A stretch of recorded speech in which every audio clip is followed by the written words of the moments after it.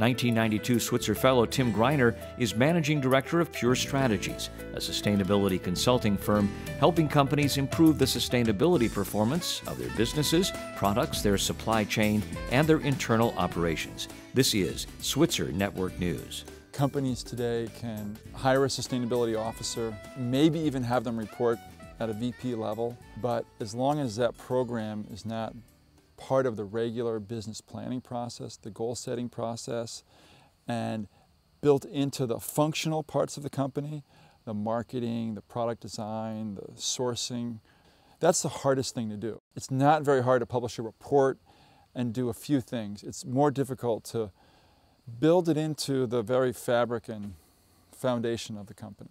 I don't know if there's one answer to the question about what drives this integration process. I know that leadership is an important part of that. So the CEO or the board or at a very high level in the company, that person or that body recognizes it as critical.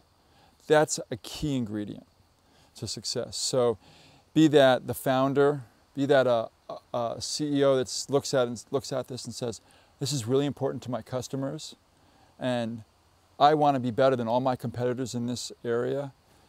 I also find that the companies that excel here, they actually believe this. It's very rare that I find a company that's leading in this area where the leadership is doing this purely out of a business economic kind of purpose. That is definitely part of it. But at some level, they understand some of the systems that we're degrading in our environment today. We've worked with a number of interesting brands and companies that focus on sustainability. I think Stonyfield Farm is a great success story and a great example of the kinds of things that our company does. They've not only made it something that's important in their product, they've built it into the way they design the product, the way they run their manufacturing operations, the way they treat their employees, the way they source their ingredients, but also they're influencing the whole industry that they're in, and they're influencing their customers, which are major retailers, and consumers.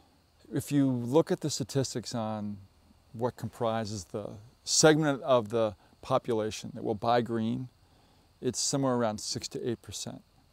They will pay a premium for green. The rest of consumers aren't really willing to pay more, but they will use that sustainability attribute as a tiebreaker. There are parts of consumers that are willing to pay more, for example, new moms. This classic part of the consumer segment where they're saying, I've got this vulnerable young life. I want to protect that, and I want to protect my family and protect my home. So at that point, that's when consumers are open to making a change in some of the unconscious decisions they make. It's not just about buying greener products, though. I think the role of the consumer also is in consuming less. Our thanks to Tim Greiner with Pure Strategies, promoting strategies for change. This is Switzer Network News.